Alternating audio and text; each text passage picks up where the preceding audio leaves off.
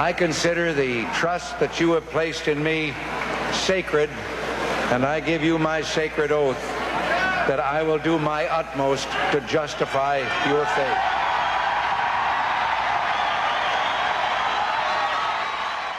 And that was Ronald Reagan reacting to his landslide victory over Democratic President Jimmy Carter in the 1980 election, a result that changed the country in many ways for years to come. Thanks for joining us for our American History TV series, Historic Presidential Elections. During this election season, we're looking at elections from past years, and this week, it's the election of 1980. Our guest is Andrew Bush, civics professor at the University of Tennessee, associate director of the Institute of American Civics at the university, and the author of this book, Reagan's Victory, the Presidential Election of 1980 and the Rise of the Right. Here's the tally from 1980. Ronald Reagan received 50.7% of the vote and 489 electoral votes.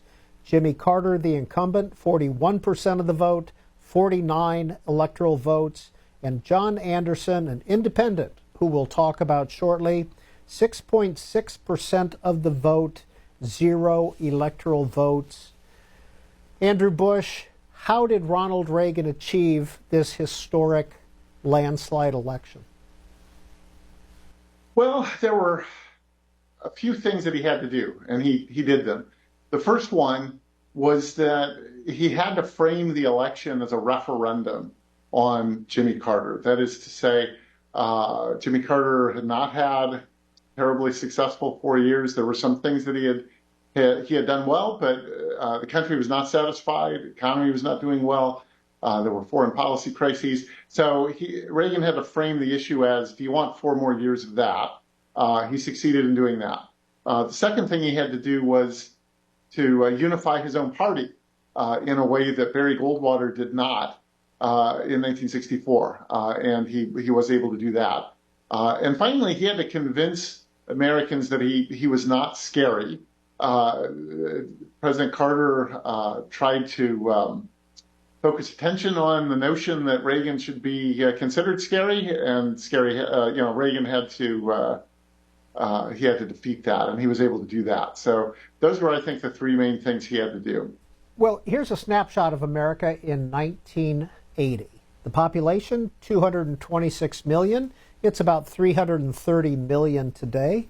The inflation rate was at about 14%. The unemployment rate, 7.5%.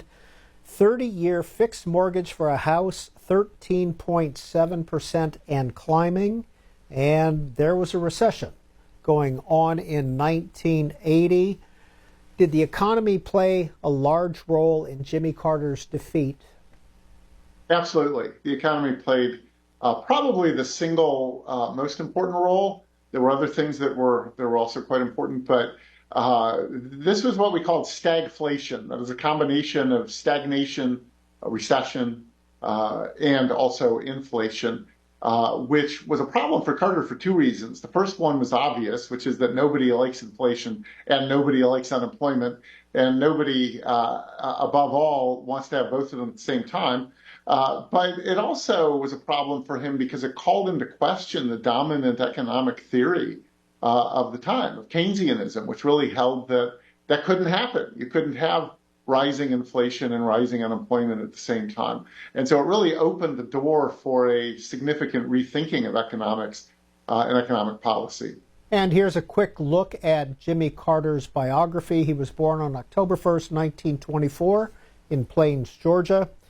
Went to the U.S. Naval Academy, enlisted in 1946. He was a peanut farmer, a Georgia state senator. He was Georgia governor from 1971 to 1975. At that time, Georgia governors could not succeed themselves. He was elected the 39th president of the United States in 1976. He won the Nobel Prize in 2002, working on international conflict and human rights, and has had a historically long post-presidential career. But in 1980, how did the country feel about Jimmy Carter as their president? Well, there was a lot of dissatisfaction in 1980 about Jimmy Carter as president. He had really suffered in 1979. He was doing worse in 1979 than in 1980 in some ways. His approval rating was down into the 20s in the summer of 1979, and it looked like he might have a really tough renomination race against Ted Kennedy. And then the Iranian hostage crisis started, and the Soviets invaded Afghanistan less than 2 months later. And these foreign policy crises really had the effect of boosting Carter back up. There was what we sometimes call a rally around the flag effect. So he was back into decent territory. But then that began to decay again as the hostage crisis continued, as the economy continued to not improve in terms of inflation, and unemployment began to rise. We really went into a recession. It became more and more apparent. And so by the time people were voting, Carter's approval rating was well below 50%. Quick look at Ronald Reagan, born 1911 in Tampico, Illinois. He was a sports broadcaster, of course, a movie actor, more than 50 films, served in the U.S. Army, 1942 to 1945, president of the Screen Actors Guild, 1947 to 1952, and then again from 1959 to 1960. Longtime Democrat for many years, but elected as a Republican as California governor from 1967 to 1975, and of course elected the 40th president in 1980. What was Ronald Reagan known for as governor of California? Well, there were a few things that he was known for as governor of California. One of them was that he tried to work to kind of balance the California budget. He did cut taxes, but also raised taxes on occasion, which was true during his presidency as well. He signed what was then one of the more liberal abortion laws in the country, although he later argued that he didn't understand exactly how it would be used. And even today, it would be not considered a very liberal abortion law, only in the context of 1970 or so would it have been. And he was really known particularly for being tough with student protesters at the University of California who had taken over some portion of the campus, and Reagan came down hard on them and forced them out of their encampment, you could say. And this was this was not his first run for president in 1980 either, was it? No. He had made a very short-lived and not particularly vigorous run in 1968.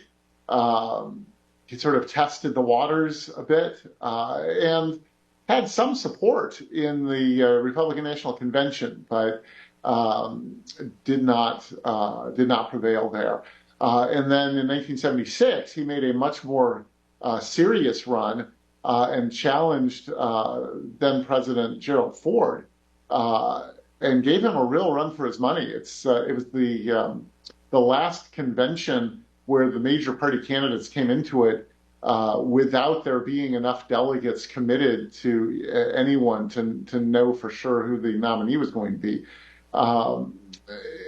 Ford wound up winning that by a small number of delegates, but Reagan came very close and gave a speech at the end of the convention at Ford's invitation that really impressed a lot of the delegates and gave him a good launching pad for the next time around. Well, it was in late 1979 that both Ronald Reagan and Jimmy Carter announced their election bids. Here they are. You know, someone once said that the difference between an American and any other kind of person is that an American lives in anticipation of the future because he knows it'll be a great place. Other people fear the future as just a repetition of past failures. Well, there's a lot of truth in that. If there's one thing we're sure of, it is that history need not be relived, that nothing is impossible. and that man is capable of improving his circumstances beyond what we're told is fact. Now, there are those in our land today, however, who would have us believe that the United States, like other great civilizations of the past, has reached the zenith of its power, that we're weak and fearful, reduced to bickering with each other, and no longer possessed of the will to cope with our problems. Much of this talk has come from leaders who claim that our problems are too difficult to handle. We're supposed to meekly accept their failures as the most which can humanly be done. They tell us we must learn to live with less and teach our children that their lives will be less full and prosperous than ours have been, that the America of the coming years will be a place where, because of our past excesses, it will be impossible to dream and make those dreams come true. I don't believe that, and I don't believe you do either. That's why I'm seeking the presidency. I cannot and will not stand by and see this great country destroy itself. Our leaders attempt to blame their failures on circumstances beyond their control, on false estimates by unknown, unidentifiable experts who rewrite modern history in an attempt to convince us our high standard of living, the result of thrift and hard work, is somehow selfish extravagance, which we must renounce as we join in sharing scarcity. I don't agree that our nation must resign itself to inevitable decline, yielding its proud position to other hands. I am totally unwilling to see this country fail in its obligation to itself and to the other free peoples of the world. As president, I have had to make some very difficult decisions, and I expect to make some more. I've made some mistakes, and I have learned from them. I fought some bitter fights against selfish special interests, and I expect to go on leading the fight for the common good of the American people. I carry some scars, and I carry them with pride. I also carry the knowledge, strengthened by my own experience in this office, that the greatness of our nation and the goodness of the American people will prevail. We've set a firm and constructive course for the history of our people. It's a difficult course, but it's a right one, and we must not turn aside. The course of a great nation is not changed overnight. The problems we face are very difficult. There are no easy solutions, and I promise none. But there are solutions. In the past 3 years, the United States has begun to move in a new and better direction. We are a strong nation. We are a nation at peace. We are enhancing our nation's security. We are improving social and economic justice. And we are leading the struggle for human rights throughout the world. Our superb system of government and our great natural and human resources give us the strength and the flexibility to meet rapidly changing times. The world of the 1980s will be as different from the world of 1960 as 1960 was from the world of the 1930s. As we enter the next decade, the work that we've begun together will let us meet even the most serious challenges. What we do now will bring us safely and at an even better time of peace and security if we have the determination to see it through and if we have the courage to continue making the hard decisions. And thanks for joining us on American History TV for our historic presidential election series. This week we're looking at 1980 and the race between incumbent Jimmy Carter and Governor Ronald Reagan of California. How would you describe Ronald Reagan's campaign style? Well, I would say that his campaign style was to speak to people in a way that they understood and that they found persuasive. His oratory was generally pretty effective. he would campaign where he needed to campaign. He used humor a lot. So he was sort of disarming in that way. And for the most part, stayed away from the personal attacks. He would criticize Carter, or he would point out differences that he might have with other Republican candidates in the primaries, but he tried to stay away from personal attacks. Andrew Bush of the University of Tennessee, was the primary tough for Ronald Reagan in 1980?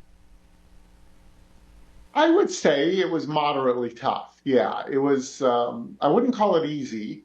It was not as tough as some people have, but it was a challenge. Basically, he was running. George H.W. Bush was running and became his main opponent, his main challenger. You also had Senator Howard Baker. You had former Texas Governor and Treasury Secretary John Connally. And you had John Anderson, who was a kind of a liberal Republican congressman from Illinois, and a couple other people as well. But those are the main ones. And Bush actually beat Reagan in the Iowa caucuses and was briefly ahead in New Hampshire until Reagan turned the tide in New Hampshire and wound up winning pretty decisively there. He knocked off Reagan, that is, knocked off Connally in South Carolina. Connally had put all his eggs in that basket, and Reagan won decisively there, so Connally was out. Illinois was an important primary, and it was really a three-way race between Reagan, Bush, and Anderson. Reagan won that race in Illinois. It was a tough battle, but he did win, and Anderson basically dropped out of the Republican nomination race at that point and decided to run as an independent candidate for president. Bush won a couple of other primaries along the way, Michigan and Pennsylvania, to kind of delay the inevitable, but Reagan won pretty much everywhere else, and came into the convention with no doubt in 1980 that he was going to be the nominee. And it was in 1980 that the iconic phrase voodoo economics came to be placed on Ronald Reagan by George H.W. Bush, but he ended up picking George Bush for his vice presidential nominee. He did. He did end up picking Bush. Bush was the strongest other candidate in the field. He had stayed in the longest and won the most votes next to Reagan. And he was reassuring to a lot of Republican establishment folks. Bush was. Bush had a lot of foreign policy experience. Reagan had a lot of foreign policy ideas that were very important, but he did not have experience as governor of California. So it helped to supply that as well. There was a brief moment when it looked like Gerald Ford might wind up on the ticket. But when Reagan found out that Ford was hoping to be a sort of co-president rather than just vice president, that ended that, and Bush went to the convention hall to stop the rumors and announced his selection of Bush. Now, on the Democratic side, Jimmy Carter faced opposition, correct? He did. So the main opponent was Ted Kennedy, the youngest brother of former President John F. Kennedy. Ted Kennedy was a liberal senator from Massachusetts, and he never really liked Carter. He thought that Carter was too much of a technocrat and too conservative and not bold enough. And so Kennedy got in the race. California Governor Jerry Brown also ran as a kind of third candidate in there. But it was mostly between Kennedy and Carter. Carter won the early primaries, and it looked like he was just going to run away with the thing. But Kennedy came from behind and won in Connecticut and New York. Sort of got a second breath, renewed his campaign, and then it looked like, again, Carter was going to just run away with it after that, and then Kennedy would win one to sort of bring himself back at the last minute. And on the last day of primaries, Kennedy won California, New Jersey, and several other primaries, and came into the convention with some momentum. But he had to get a change in the rules to allow Carter's delegates to be unbound, and that effort failed. So, but he did take it all the way to the convention. For me, a few hours ago, this campaign came to an end.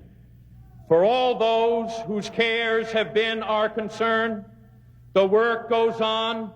The cause endures, the hope still lives, and the dream shall never die.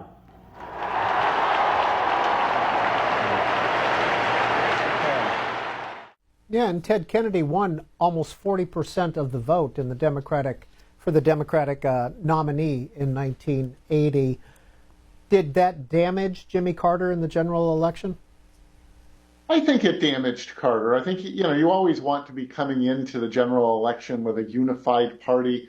And not only had Kennedy won all of those votes against an incumbent president of his own party, which is unusual, but Kennedy was very lukewarm to Carter, even at the convention. And so sometimes when there's a tough primary, things get healed at the convention, and the losing candidate makes a show of embracing the winner, and that did not really happen. So it hurt Carter. And Reagan's campaign actually used some clips from Kennedy in advertising in the fall. Some of Kennedy's speeches against Carter in the spring wound up being used in Reagan ads in the fall. So in 1980, Andrew Bush, what did the Democrats stand for? What did the Republicans stand for? And did they reflect their party platforms? Yeah, so, what Reagan stood for was pretty clear. He had come out of the Goldwater tradition. That was what launched his national political life with his speech for Goldwater in 1964. So it was a conservative platform, cut spending, domestic spending at least, cut taxes. The Republican platform embraced the Kemp-Roth tax cut. The platform embraced a promise of gaining military superiority over the Soviet Union. And it became much more socially conservative than Republican platforms had been in the past. So it became unambiguously pro-life on abortion, and backed away from the party's longtime commitment to the Equal Rights Amendment. The Democrats were in a bit more flux. They were more liberal than the Republicans, for sure.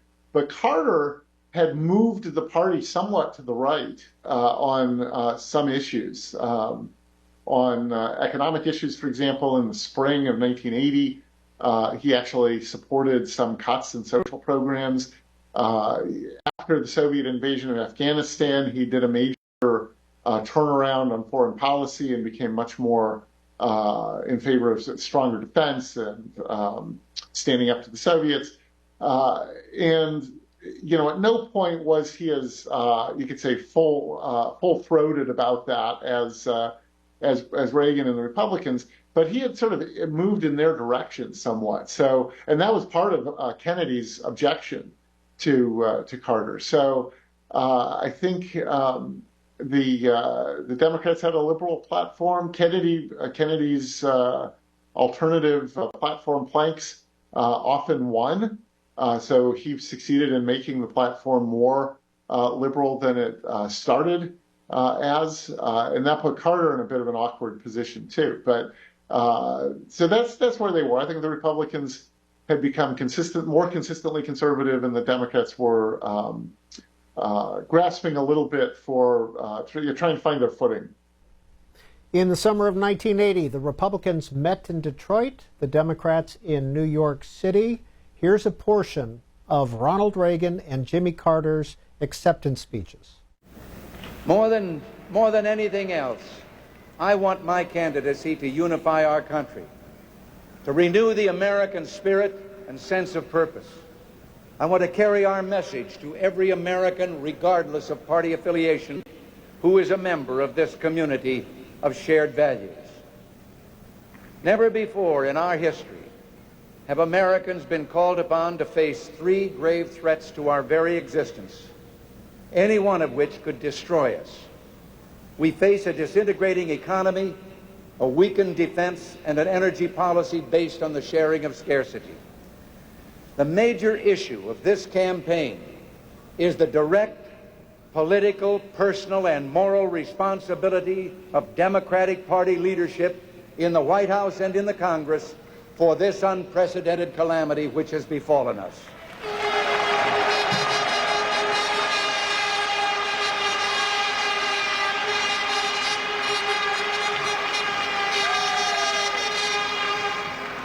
They tell us they've done the most that could humanly be done.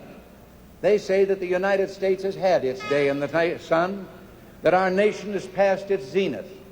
They expect you to tell your children that the American people no longer have the will to cope with their problems, that the future will be one of sacrifice and few opportunities. My fellow citizens, I utterly reject that view.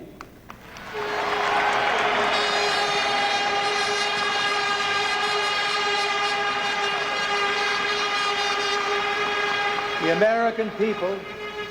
American people, the most generous on earth, who created the highest standard of living, are not going to accept the notion that we can only make a better world for others by moving backward ourselves.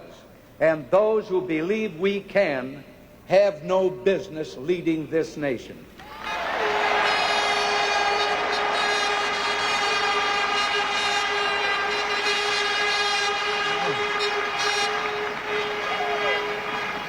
I will not stand by and watch this great country destroy itself under mediocre leadership that drifts from one crisis to the next, eroding our national will and purpose. We have come together here because the American people deserve better from those to whom they entrust our nation's highest offices. And we stand united. We stand united in our resolve to do something about it. We need a rebirth of the American tradition of leadership at every level of government and in private life as well. The choice could not be more clear, nor the consequences more crucial. In one of the futures we can choose, the future that you and I have been building together, I see security and justice and peace. I see a future of economic security. Security that will come from tapping our own great resources of oil and gas, coal and sunlight, and from building the tools and technology and factories for a revitalized economy based on jobs and stable prices for everyone.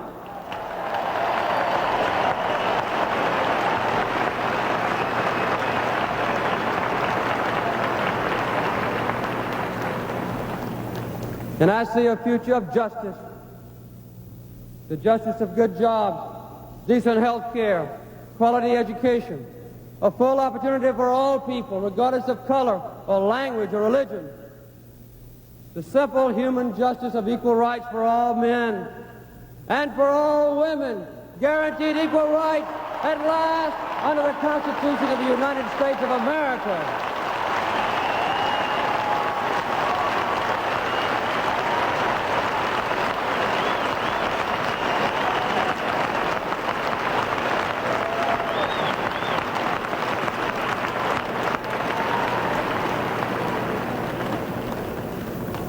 And I see a future of peace, a peace born of wisdom, and based on the fairness toward all countries of the world. a peace guaranteed both by American military strength and by American moral strength as well.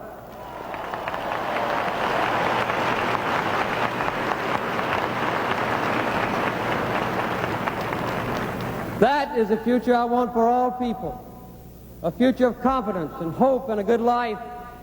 It's a future America must choose, and with your help and with your commitment, it is the future America will choose.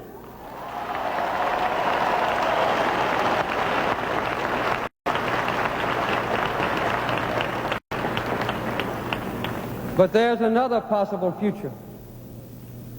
In that other future, I see despair. Despair of millions who would struggle for equal opportunity and a better life and struggle alone.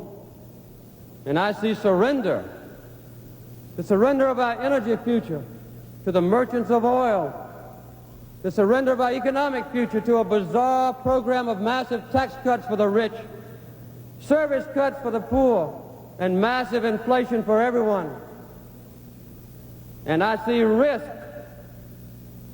the risk of international confrontation, the risk of an uncontrollable, unaffordable, and unwinnable nuclear arms race.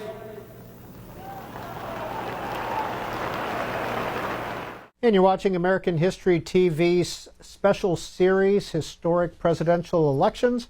We're talking about the election of 1980 with Andrew Bush of the University of Tennessee. He's the author of this book, Reagan's Victory, the Presidential Election of 1980 and the Rise of the Right.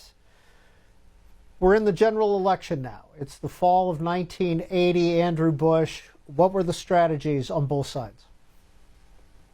Well, the strategy thematically for Reagan was to emphasize Carter's record, and make it a referendum on Carter, and enthuse the Republicans, but also not so much that it scared voters in the middle. So that was their you could say thematic strategy. Carter's was to scare the voters in the middle by the prospect of Reagan as much as possible, and to emphasize his experience and the notion that the presidency is not a place where you want to have someone doing on-the-job training. So those were the major themes. In terms of the geographic strategy, Reagan really, to a degree that may surprise people today, was focused largely on the large industrial states. So Ohio, Pennsylvania, Illinois, which was a swing state back then. Even New York State was in play.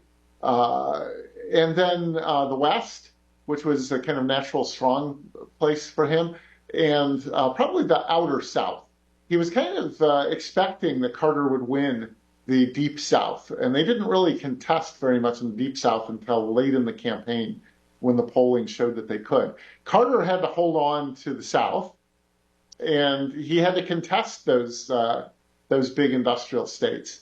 So that was, in a lot of ways, the main battleground. Professor Bush, we talked to you a few weeks ago about the election of 1948, and you said that Harry Truman ran a negative campaign then. Would you call the election of 1980 a negative campaign? It was substantially a negative campaign, yeah. I mean, both candidates, Carter talked about his experience, or his campaign did. They talked about some of his diplomatic triumphs in the Middle East. And Reagan talked about what he wanted to do in the country, what he had done in California in terms of budget, things of that sort.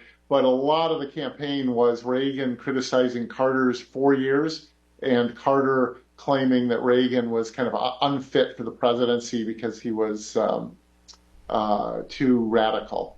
Andrew Bush of the University of Tennessee. We haven't talked about our third-party candidate, John Anderson. Did he have an impact in the general election?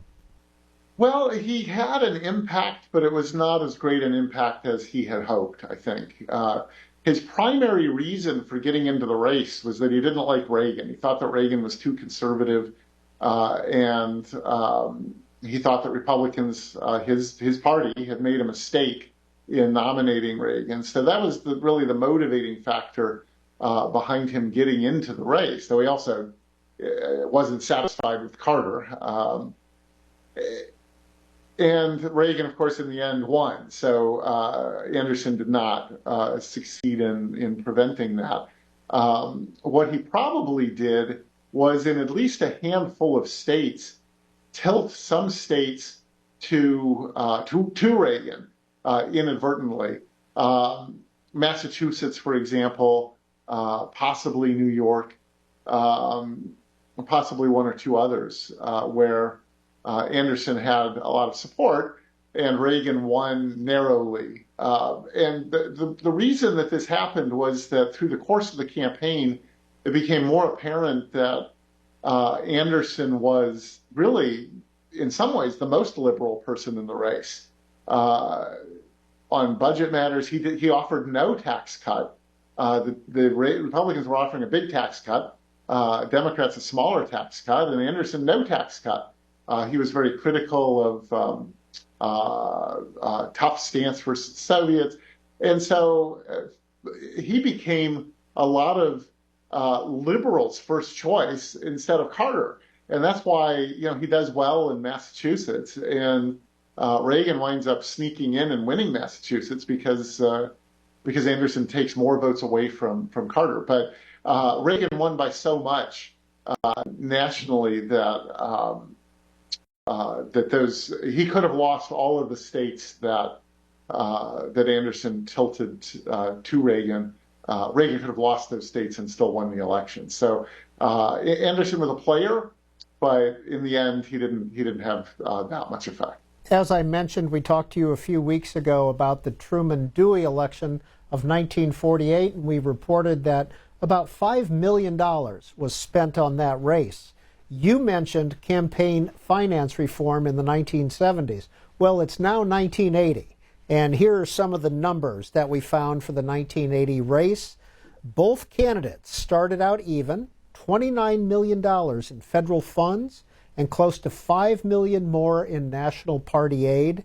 Now, state and local GOP parties and conservative groups gave up to $25 million more to the Reagan campaign, organized labor behind Jimmy Carter, perhaps $15 million more. Money was tracked a little closer in 1980, wasn't it, than 1948?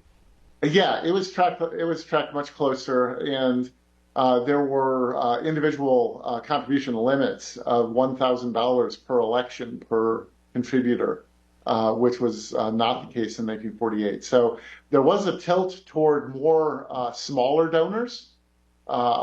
Some of the political action committees that came in on the conservative side, like the National Conservative Political Action Committee or NCPAC, and others, the Free Congress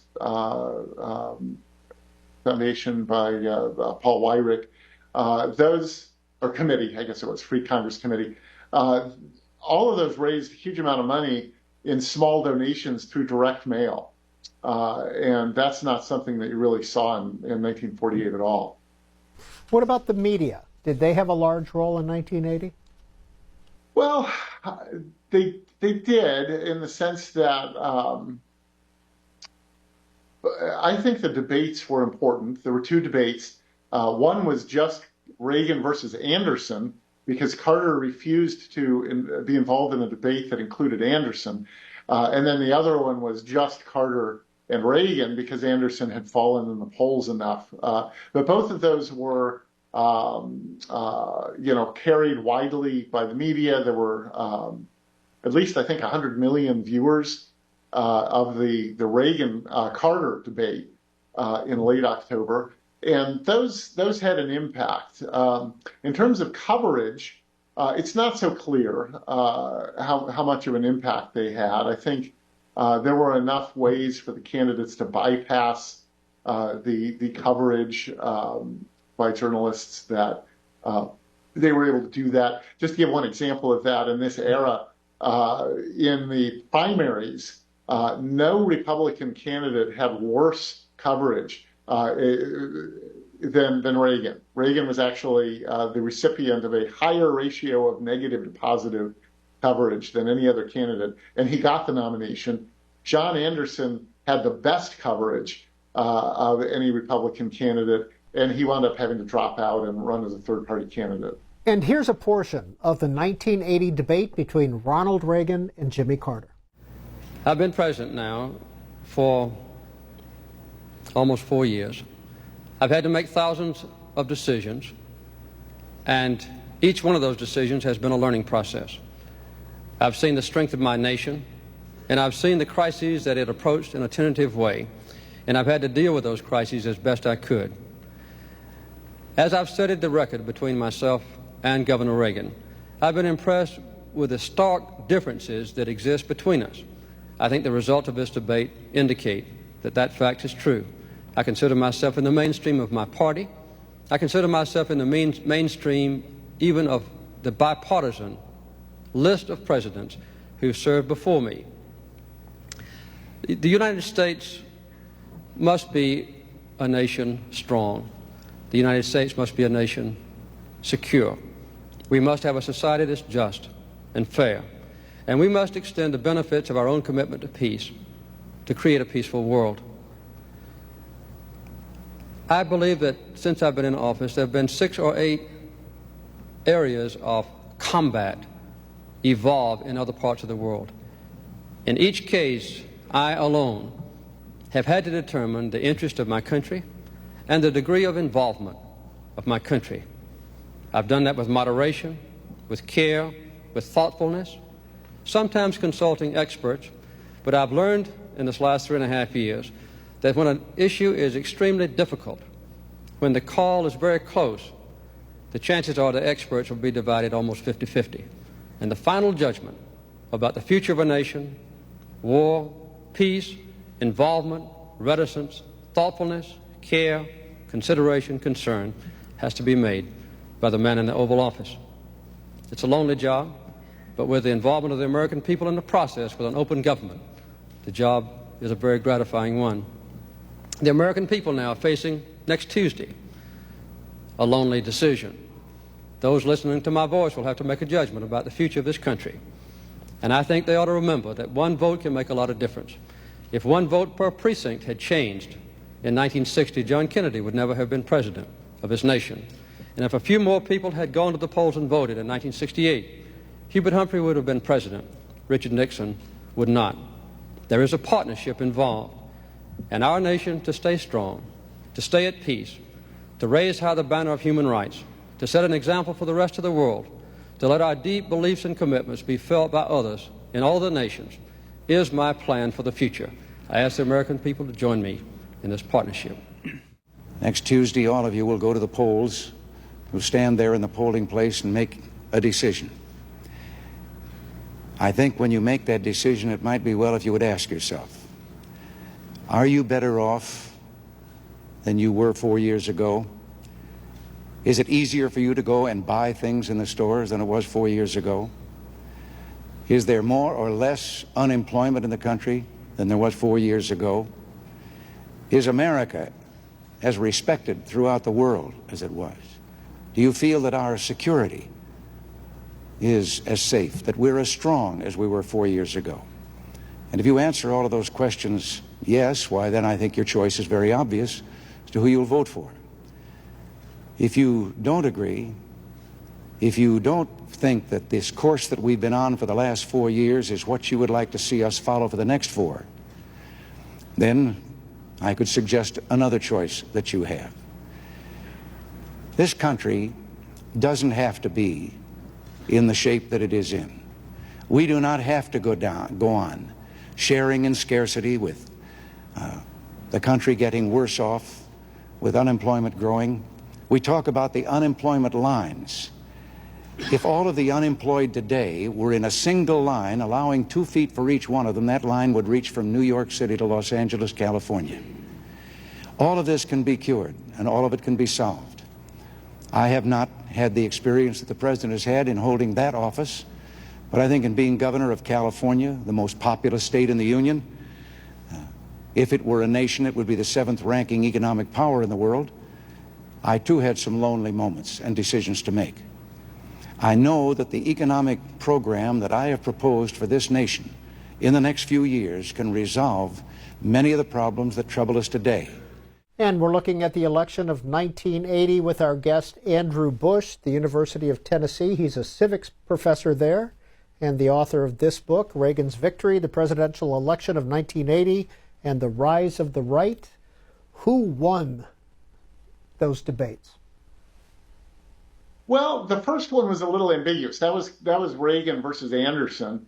In terms of the polling afterwards, it was mixed. However, I think that strategically Reagan won because he was able to be on screen, being seen by millions of Americans, and appearing to be a perfectly sensible, reasonable person, unlike the caricature that Carter was advancing in his campaign. So the fact that Reagan was able to get out there and give that impression that he was not what Carter was saying he was very helpful to him, I think. And actually, after the debate, he kicked up by a few points in the polls. And Carter just looked bad from not having been willing to debate. So the first one I would score as a gain for Reagan. The second one was a huge gain for Reagan. It came only 1 week before the general election. It was high stakes, basically going on the high wire without a net, not a lot of time to recover, and it was one-on-one, Reagan versus Carter, and this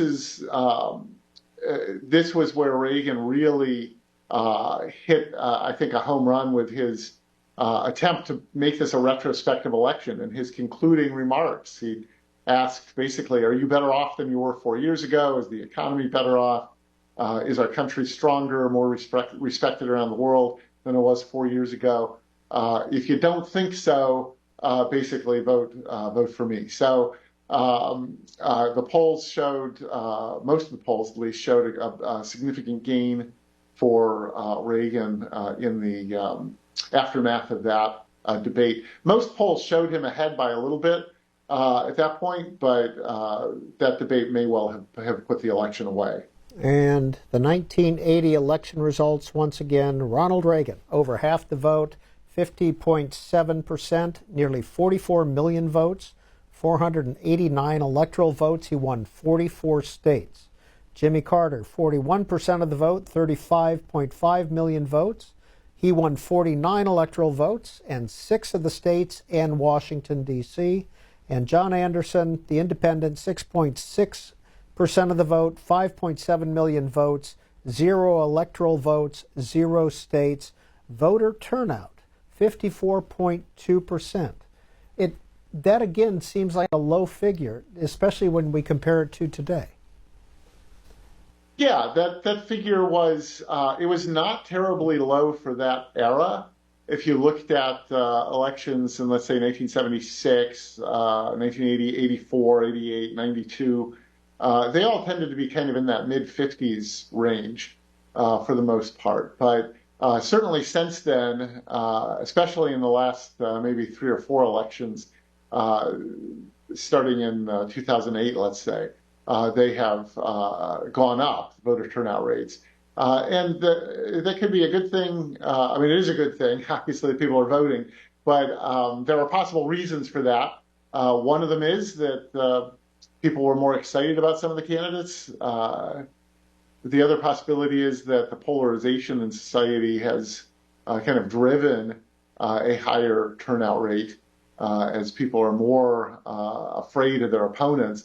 Or it could be some combination of the two. But yeah, the voting turnout in that era tended to be kind of around that rate. And when we look at the electoral map, this sea of red that we see for Ronald Reagan, Jimmy Carter's 6 states and the District of Columbia are in there. Any surprises on that map? Well, I think the surprises, the first surprise was just that there was so much red. People had seen this as a close race. In most of the polls, it had seemed like a close race until the end. And even the Reagan campaign was kind of surprised at the end that some of those states, especially in the Deep South, became plausible targets for them. So I think the fact that most of the Deep South went for Reagan was a surprise, given how the campaign was run and where they put their resources. I think the fact that Reagan really swept those big industrial states was a surprise. He won Massachusetts. I mean, Massachusetts was the one state that George McGovern had won in 1972, and Reagan managed to win it. Although, as I mentioned, with the help of John Anderson. So there were definitely surprises, but I think the biggest surprise was just the overall magnitude and the fact that he had coattails in Congress. Well, here's a portion of the victory and concession speeches by Ronald Reagan and Jimmy Carter. You know, Abe Lincoln, the day after his election to the presidency, gathered in his office the newsmen who had been covering his campaign. And he said to them, "Well, boys, your troubles are over now. Mine have just begun." I think I know what he meant. Lincoln may have been concerned in the troubled times in which he became president, but I don't think he was afraid. He was ready to confront the problems, the troubles of a still youthful country, determined to seize the historic opportunity to change things.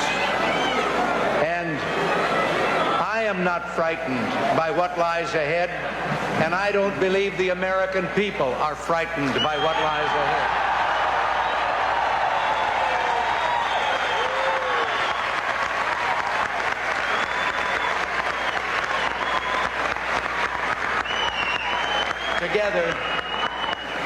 Together, we're going to do what has to be done. We're going to put America back to work again.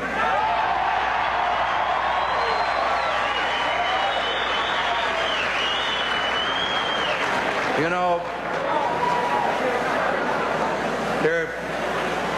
I aim to try and tap that great American spirit that opened up this completely undeveloped continent from coast to coast and made it a great nation, survived several wars, survived a Great Depression, and will survive the problems that we face right now.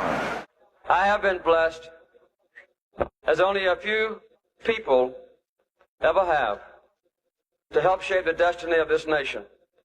In that effort, I've had your faithful support.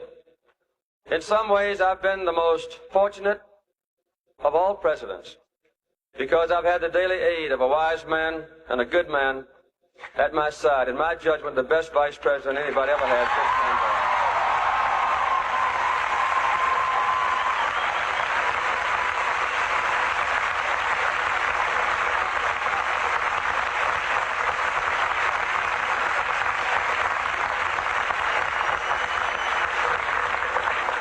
I've not achieved all I set out to do.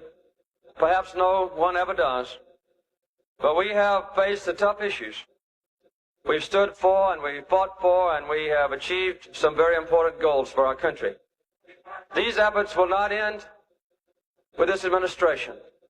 The effort must go on, nor will the progress that we have made be lost when we leave office.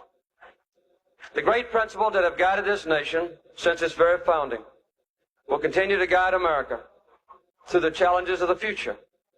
This has been a long and hard-fought campaign, as you well know. But we must now come together as a united and a unified people to solve the problems that are still before us, to meet the challenges of a new decade. And I urge all of you to join in with me in a sincere and fruitful effort to support my successor when he undertakes this great responsibility as president of the greatest nation on earth.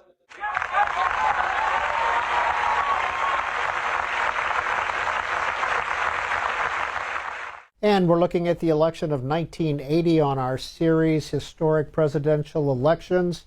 Our guest, Andrew Bush of the University of Tennessee. Prior to looking at those speeches that we just saw, you mentioned that Ronald Reagan had coattails in Congress. What happened in Congress? Well, what happened in Congress was that the Republicans actually gained 33 seats in the House, which was not enough to give them a partisan majority, but it was enough to give them a working majority, because back in those days, there was still a significant conservative wing of the Democratic Party, largely, but not exclusively in the South. And so if you added the bolstered ranks of the Republicans with the conservative Democrats, they actually had a working majority at the beginning of Reagan's presidency. And then on top of that, one of the big surprises of the election day, was that Republicans actually gained control of the Senate. They actually gained 12 seats, which was enough to put them into a majority in the Senate for the first time since the election of 1952. So that was a big change. It meant that, in a sense, Reagan had at least a working majority in both houses of Congress, which made his first 2 years a lot different than they would have been otherwise. How would Ronald Reagan and Jimmy Carter fit into their respective parties today? Or would they? Well, I think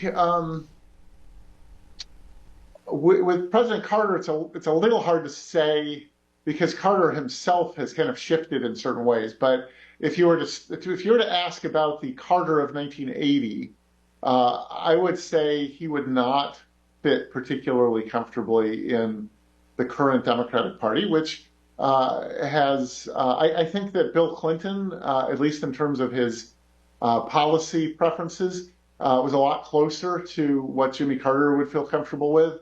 I think today the Democratic Party has shifted much farther to the left, and I'm not sure that the Carter of 1980 would feel comfortable with it. The Carter of 2024 seems to be comfortable with it, so he's made some shifts himself. Reagan, I think, would be comfortable with some aspects of the current Republican Party and not with others. He was an outsider. He was representing, you could say, the party of the country versus the party of the court, going back to English tradition. He was unabashedly patriotic. He favored tax cuts, right? All of those things, and judges who hewed to a strict interpretation of the Constitution. Those things have not changed. But I think a lot of other things have. He was much more of a free trader. He was, you could say, more favorably disposed toward immigration, though he also tried to cut back illegal immigration. And he was much more of a kind of an alliance builder, and it was part of the consensus on containment that began in the 1940s, and that in certain respects Democrats had partly moved out of under George McGovern, at least a part of the Democratic Party, but he was still with it. And today, I think Republicans are much more sympathetic to certain protectionist arguments. They're less interested in engagement with allies or things of that sort, and I think there's a certain difference in temperament as well, and it's a little hard to say now how much of that difference in temperament is a difference in party, or how much of it is a difference just between Reagan and Donald Trump. But Reagan tended to be more sort of upbeat. Sometimes people exaggerate this, but he was more optimistic. And I would say, at least a defender of Reagan would say that he is more magnanimous. He has a kind of magnanimity of spirit that might be possibly missing in the current Republican Party. But So I think it depends on what issue you look at. And our guest on our series, Historic Presidential Elections, has been Andrew Bush. He is a civics professor at the University of Tennessee. He's the associate director of the Institute of American Civics there. And he is the author of this book, Reagan's Victory, the Presidential Election of 1980 and the Rise of the Right. Thank you for helping us look at the election of 1980. Thank you. It was a pleasure. This look at the 1980 campaign